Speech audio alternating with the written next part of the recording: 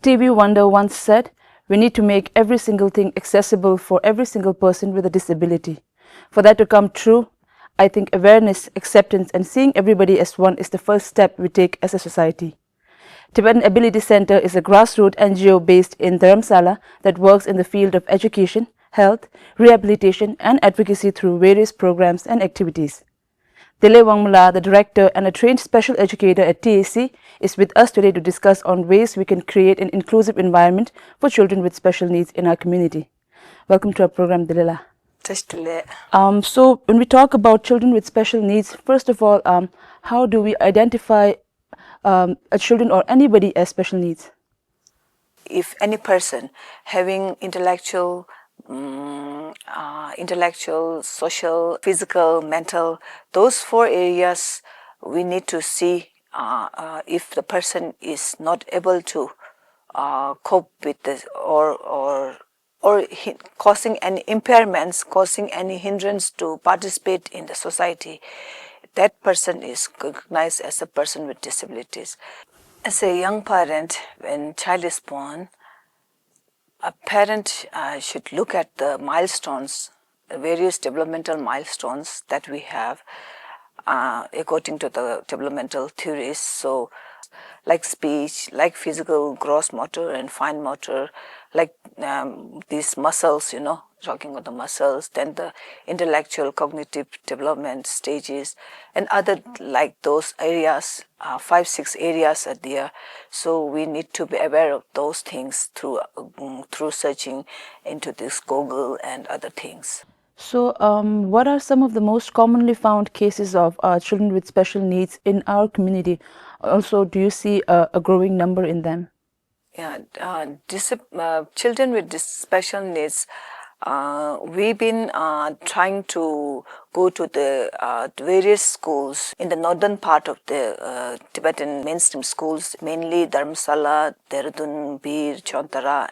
Through these visits, we get children, mostly having children with intellectual or the autism spectrum disorders. But so far, they've mostly not been diagnosed officially. It's based on the observation by the teachers and us.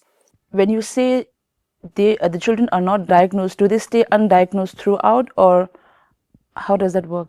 Yeah. So diagnosis should be done by the Indian government in the CMO's office, in different zonal or the district hospitals. How aware are we as a society regarding children with special needs? Also, in what ways can we stay sensitive and informed and create an environment that is conducive to the growth of children with special needs?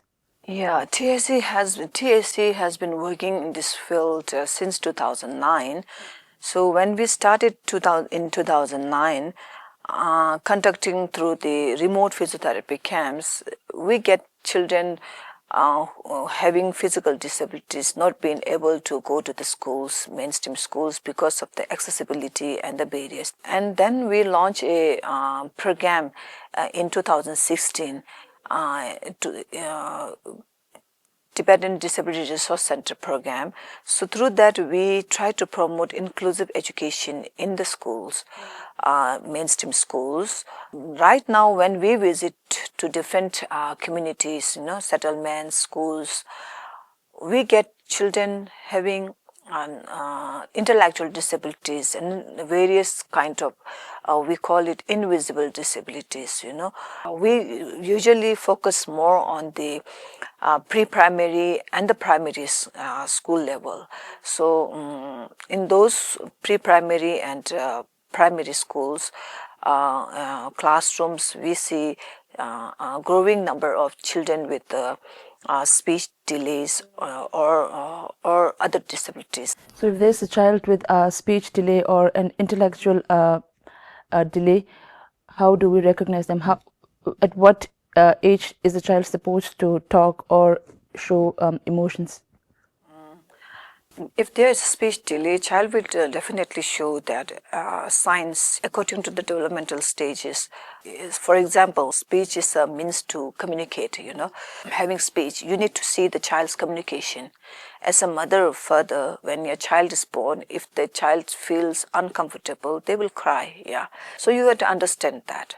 If the child is not crying or doesn't give any communication to the parents, those signs has to pick up by the parents.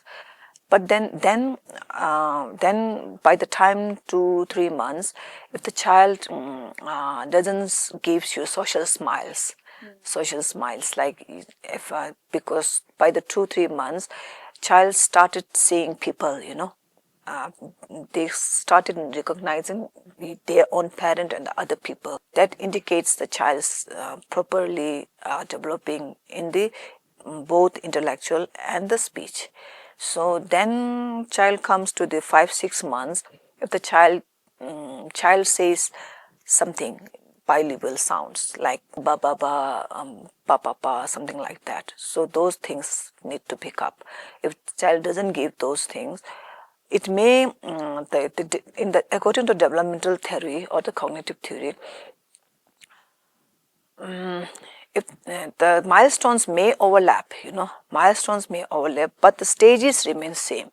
Yeah, stages remains, would you say, progressively same in every child. So these days it may be faster because of the resources and the exposure that children gets. If the child doesn't speak one word by the end of 1 to 1.5 years, saying mama, papa, dada, yeah, they started giving meaning to their words. Those small communication and the speech and the cognitive ability, these are all interlinked. Yeah. By the time of 2 years, the child needs to say proper short sentences like that. Yeah, or few words. Yeah, 2 words sentences or 3 word sentences. Give me the water, something like that. By the age 3 years, if the child is not still speaking, one should go for the developmental pediatrician or speech therapist. So, as you said earlier, in a place like Dharamsala, the resources are limited, right? Also, with parents who cannot afford therapies or expensive treatments, what other options do they have for their child to receive proper care? Yeah, it's very difficult to find our own Tibetan speech therapists. Yeah, we do have some speech therapists. We have some linkages with a girl or someone working in other like South India, and we do seek her expertise, and we do organize some a workshop or training type some for the parents through virtually.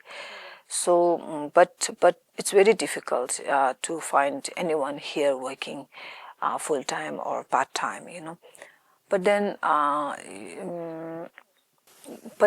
it's very good thing that these days our city, through Department of Education and through Department of Health, and we also try to contribute to the parents' expenses. Yeah, contribute to us or lessen the burden on the parents. Those having some economic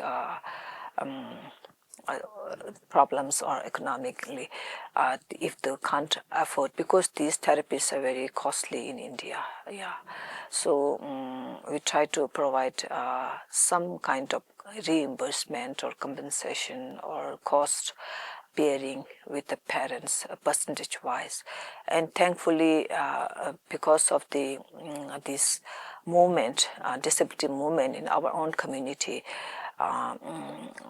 Department of Education, Department of the Health also has some schemes related with the cost bearing.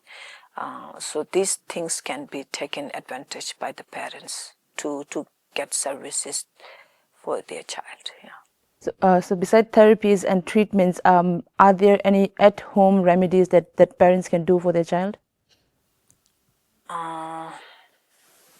I always say that as a parent, you have to be expert. You have to be expert on the field of whatever the child is facing problem with. So as a parent, mostly our parents these days, most of the parents are young parents having some education background, We do have resources available on the internet these days, but as a parent, it's very necessary to look out for the exact things for the children. Yeah, so everything has to be done through professional help. So thank you so much, Delek Wangmo, for your time here. This has been an insightful discussion on children with special needs. Thank you so much, Zambala and Tibet TV. Thank you. Thank you so much for joining us today. That is all for this episode.